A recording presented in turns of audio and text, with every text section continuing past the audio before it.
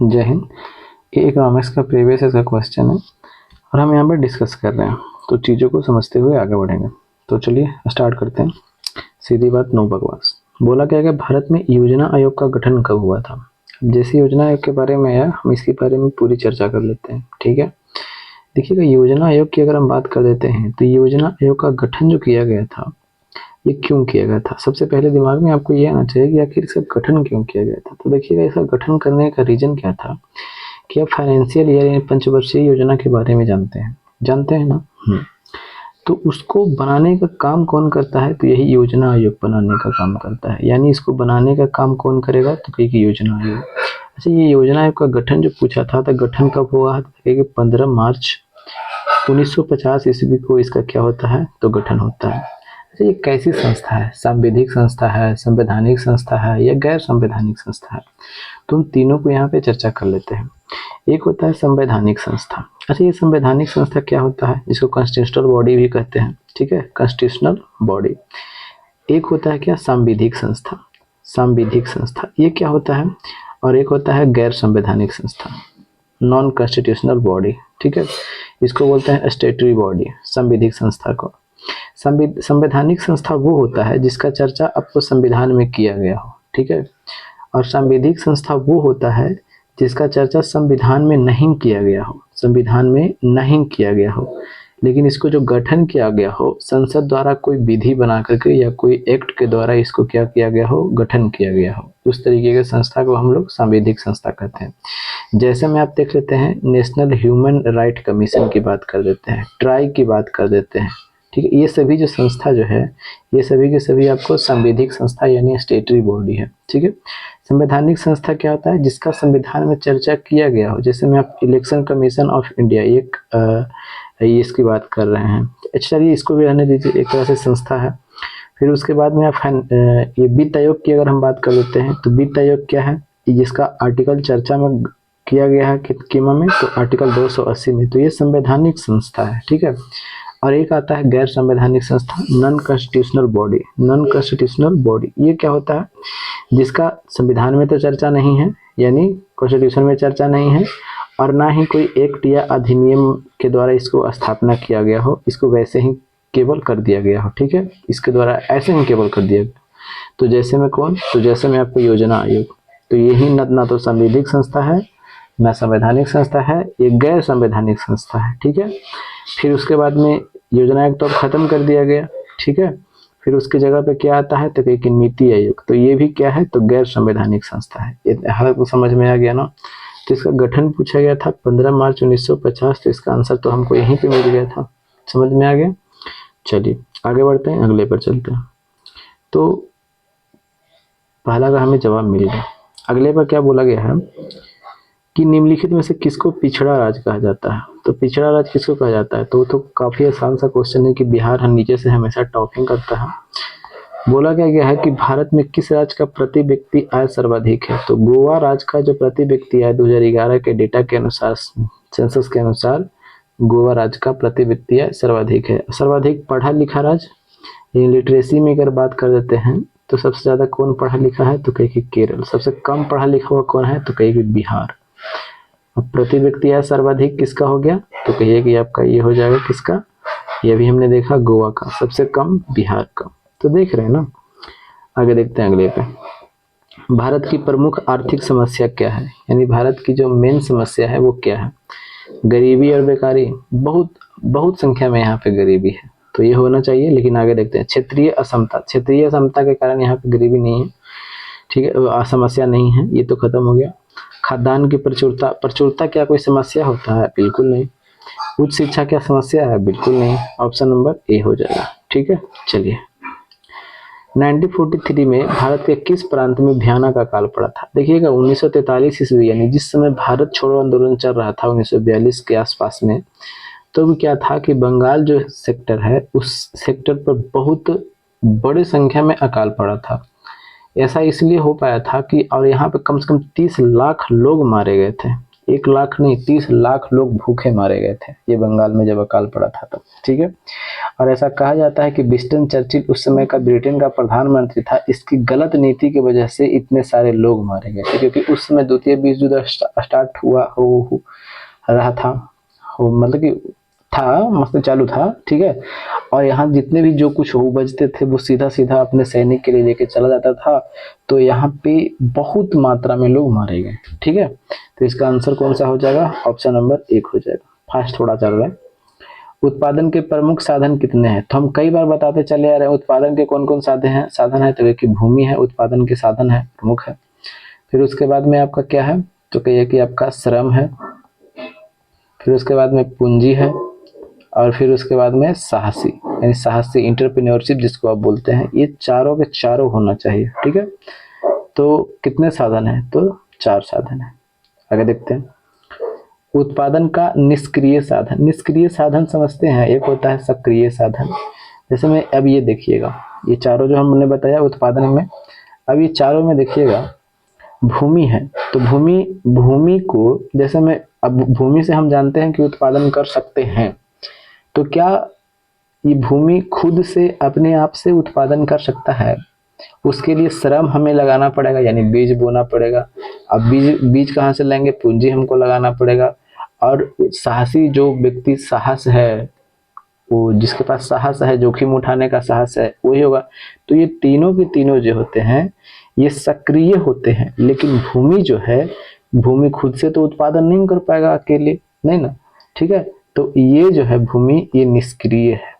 ये क्या है, तो कहे कि निष्क्रिय है। तो इसका आंसर कौन सा हो जाएगा, तो ऑप्शन नंबर 1 हो जाएगा, ठीक है। आगे देखिएगा, निम्नलिखित में से कौन उत्पादक है, यानी जो उत्पादन कर सकता है। भिखारी क्या किसी चीज का उत्पादन करेगा, बिल्कुल नहीं। ठग, बिल्कुल नहीं। शराबी, नहीं। ऑप्शन नंबर 4 बड़ी टेबल, कुर्सी, बेंच, पलंग, जो कहिए, सोफा वगैरह सब बना सकता है लकड़ी से, तो ये उत्पादक कर रहा है। आगे देखिएगा, निम्नलिखित में से कौन मानवीय पूंजी नहीं है, यानी मानव का पूंजी नहीं है। मानव का पूंजी कौन कौन है, हेल्थ है, एजुकेशन है, पर कैपिटा इनकम है, ये सभी के सभी की अगर हम बात कर देते हैं तो ये मानव का पूंजी होता है, ठीक है। अब देखिएगा, प्रबंधन, प्रशिक्षण, स्वास्थ्य, और चौथा में हम देख रहे हैं अकुशलता। अकुशलता का मतलब कि पूंजी है जी, ये तो ऐसी दिखाई पड़ रहा है। आगे देखिएगा, निम्नलिखित में से कौन बहुराष्ट्रीय कंपनी है। बहुराष्ट्रीय मतलब समझते हैं, इंटरनेशनल कंपनी, कई सारे ब्रांच उसके कई देशों में फैले हुए हैं। कोका कोला अमेरिका की कंपनी है, कई देशों में फैला हुआ है, तो बहुराष्ट्रीय कंपनी है। सैमसंग मोबाइल कई देशों में फैला हुआ है, ठीक है। फोर्ड मोटर्स, ये मोटर गाड़ी बनाती है, ये भी कई देशों में फैला हुआ है, तो कौन हो जाएगा, ऑप्शन नंबर 4। पहले समूह के थम्स अप ब्रांड को किस बहुराष्ट्रीय कंपनी ने खरीद लिया, ये 2012 का करंट अफेयर के रूप में पूछा गया है, इसको छोड़ देते हैं। स्वर्ण आभूषणों की परिशुद्धता को सुनिश्चित करने के लिए किस मान्यता प्राप्त चिन्ह का होना चाहिए, यानी आभूषणों की शुद्धता प्राप्त है। जैसे में हम कहीं पे जाते हैं, मान लें कि आप उनके लिए, समझ रहे हैं ना, आप अंगूठी लेने गए, ठीक है। जब अंगूठी लेने जाते हैं तब क्या होता है कि आप वो सही है या नहीं उसकी पहचान आप कैसे करेंगे, पढ़े लिखे व्यक्ति है ना, बोल दें कि ये चीज चेक कीजिए, तो तब कैसे कीजिएगा आप चेक, सही है या गलत या नकली है जो। तो उसको जांच करने के लिए या आभूषणों की जांच करने के लिए हॉलमार्क का उपयोग किया जाता है, तो वही आप देखिएगा हॉलमार्क, अच्छा हॉलमार्क का होना जरूरी है, ठीक है। अच्छा, और एक होता है एग मार्क, तो एग मार्क किसके शुद्धता को जांचता है, तो ये जैसे में हम कह सकते हैं कृषि उत्पादक कोई भी चीज है, कृषि से जो कोई चीज उत्पादन हुआ है तो उसकी शुद्धता की जांच के लिए एग मार्क का उपयोग किया जाता है, यानी इसका होना आवश्यक है। और एक होता है आईएसआई, ये आईएसआई क्या है, जैसे में आपने कोई इलेक्ट्रॉनिक प्रोडक्ट बनाया हो, कोई सीमेंट बनाया हो, ठीक है, ये सभी की सभी चीजों पर क्या पड़ता है, आईएसआई मार्क, ठीक है। अब तो समझ में आ गया ना। तो जैसे में आप कोई मोबाइल वगैरह लेने जाइएगा तो वहां पे आप हॉल मार्क या एग मार्क नहीं देखिएगा, वहां पे आप क्या देखिएगा, आईएसआई मार्क देखिएगा, ठीक है, आईएसआई मार्क देखिएगा। तो आभूषण बोला है, तो आभूषण के लिए कौन सा हो जाएगा, हॉलमार्क, ठीक है, आभूषण। या कई यहाँ पे कई किताब में आपको दे देगा धातु, धातु के लिए भी यही हो जाएगा, क्योंकि सोना चांदी तो धातु है ना। तो इसका आंसर हो जाएगा ऑप्शन नंबर 1 हो जाएगा। 1 मार्क का आता है, ये कृषि से है। ISI तो भी हमने बताया। आगे क्या बोला गया, गैर संस्थागत वित्त प्रदान करने वाला सबसे लोकप्रिय साधन। गैर संस्थागत यानी संस्था वो नहीं है, तो वित्त यानी पैसा देने वाला सबसे लोकप्रिय, यानी सब कोई उसको जानता है, कौन सा है? व्यापारी पैसा देता है? नहीं, महाजन देता है पैसा, ठीक है। तो इसका आंसर कौन सा हो जाएगा? Option number 2। आगे देखिएगा, वैश्वीकरण के मुख्य कितने अंग हैं? देखिएगा, वैश्वीकरण की जब हम बात कर देते हैं तो 1991 में नई औद्योगिक नीति आती है, ठीक है। 24 जुलाई 1991 में नई औद्योगिक नीति आती है, ठीक है। कौन लेकर के आते हैं? तो कहे कि मनमोहन सिंह लेकर के आते हैं, ठीक है, क्योंकि उस समय वित्त मंत्री इन्हीं के पास में था। और उसमें LPG की बात किया जाता है, लिबरलाइजेशन, प्राइवेटाइजेशन और ग्लोबलाइजेशन। लिबरलाइजेशन बोले तो उदारीकरण, प्राइवेटाइजेशन बोले तो निजीकरण और ग्लोबलाइजेशन बोले तो वैश्वीकरण, ठीक है। और जिसमें से हमें वैश्वीकरण की बात किया जाता है तो वैश्वीकरण के 2 अंग होते हैं, एक होता है आर्थिक और एक क्या होता है? तो सांस्कृतिक। क्या होता है? सांस्कृतिक। तो कितने अंग हो गए? 2, आर्थिक और एक सांस्कृतिक। तो इसका आंसर कौन सा हो जाएगा? 3, ऑप्शन नंबर। बोला क्या है, नई आर्थिक नीति किसे सम्मिलित किया गया? तो अभी हमने देखा नई औद्योगिक नीति, लिबरलाइजेशन, प्राइवेटाइजेशन और ग्लोबलाइजेशन, तो यानी वैश्वीकरण, उदारीकरण और निजीकरण। तो ऑप्शन नंबर 4 हो जाएगा। जो आगे बोला है अगला क्वेश्चन कि भारत में उपभोक्ता संरक्षण अधिनियम, तो देखिएगा उपभोक्ता संरक्षण अधिनियम की बात कर देते हैं। तो उपभोक्ता संरक्षण जो अधिनियम आया था, ये जो आया था 24 दिसंबर 1986 को, ठीक है। अच्छा, अब ये तो हो गया। अब बोल देगा खाद्य सुरक्षा अधिनियम कब आया था? खाद्य सुरक्षा अधिनियम कब आया था? तो देखिएगा, खाद्य सुरक्षा अधिनियम की अगर हम बात कर देते हैं, फूड सिक्योरिटी एक्ट, ठीक है, तो ये 2013 में आता है, जिसमें से आपको चावल, फिर उसके बाद में गेहूं और उसके बाद में आपको मोटा अनाज, ये आपको जो गरीब बीपीएल में है, जो 3 रुपये, 2 रुपये और 1 रुपये प्राप्त करने का इन्हें क्या है? तो कहिए कि अधिकार है। किसके तहत में? खाद्य सुरक्षा अधिनियम के तहत में, ठीक है। कोई दिक्कत तो नहीं है, समझ में तो आ रहा है ना? ठीक है। तो एक आध 2 और योजना है जो हम बता देते हैं। एक है अंत्योदय योजना। तो ये अंत्योदय योजना कब आता है? तो कहे कि अंत्योदय योजना जो है ये 2000 ईस्वी में आता है। कब आता है? तो कहे कि 2000 ईस्वी में आता है। कोई दिक्कत तो नहीं है? नहीं। काम के बदले अनाज कार्यक्रम, ये कब आता है? तो कहे कि कार्यक्रम ये कब आता है? तो 2004 में आता है, ठीक है। और काम के बदले अनाज कार्यक्रम नहीं, भोजन कार्यक्रम, हमने यहाँ पे काम के बदले भोजन कार्यक्रम यहाँ पे कीजिएगा, ठीक है, भोजन कार्यक्रम। और अनाज कार्यक्रम बोल देगा तो ये अनाज कार्यक्रम 2001 में आता है, ठीक है। नहीं, काम के बदले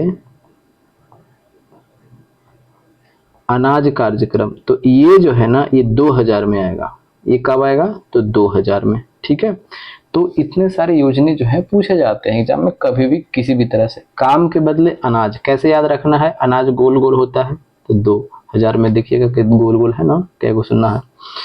भोजन की बात किया जाए कैसे याद रखिएगा? 4 गो रोटी कमाने के लिए भोजन सबको यहाँ पे संघर्ष कर रहा है, तो 2004, इस तरीके से याद रखिएगा, ठीक है। अंत्योदय योजना 2000 में। अब हमें पूछा क्या गया था? उपभोक्ता संरक्षण अधिनियम बताया 1986 में, कब? 24 दिसंबर को। आगे देखते हैं, उपभोक्ता द्वारा शिकायत करने के लिए आवेदन शुल्क कितना लगता है? शिकायत करने के लिए पैसा नहीं लगता है, ठीक है। तो ऑप्शन नंबर ई पे जाइए। भारत में वित्तीय वर्ष कितना है? तो कब से कब तक है? तो कि 1 अप्रैल से 31 मार्च तक भारत सरकार का वित्तीय वर्ष से। ठीक है, तो इसका आंसर हो जाएगा 1 अप्रैल से 31 मार्च, ऑप्शन नंबर 1 ही है।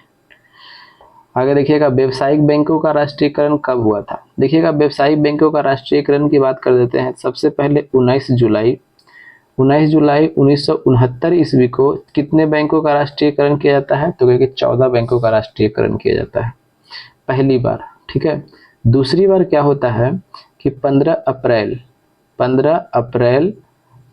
अप्रैल 1980 को 6 बैंकों का राष्ट्रीयकरण किया जाता है। ठीक है, चलिए अब हम देखते हैं व्यावसायिक बैंकों का राष्ट्रीयकरण कब होता है। 80 में तो होता है, ये भी सही है। 75 में तो नहीं होता है, खत्म कर दीजिए। 69 में होता है, तो पहले कौन हुआ, 69 के पहले 80, तो पहले 69, तो ऑप्शन नंबर 3। ठीक है, अभी दिखाया ना। बोला क्या क्या है, निर्धनों में भी निर्धन लोगों के लिए कौन सा कार्ड उपयोगी है, तो उसके लिए बीपीएल कार्ड दिया जाता है सरकार के द्वारा, बिलो पॉवर्टी लाइन। तो इसका आंसर हो जाएगा एपीएल नहीं, बीपीएल, ऑप्शन नंबर 2। बोला क्या गया है कि शहरी क्षेत्रों के व्यक्तियों के लिए प्रतिदिन कितनी कैलोरी भोजन की आवश्यकता होती है। शहरी अगर कोई अर्बन एरिया में रहते हैं तो उनके लिए 2100 कैलोरी। ठीक है, और कोई रूरल एरिया में रहते हैं यानी ग्रामीण एरिया में रहते हैं, ठीक है, तो इसके लिए कितने 100 कैलोरी, तो 2400 कैलोरी। तो हमें पूछा क्या गया है, शहरी, तो शहरी के लिए 2100।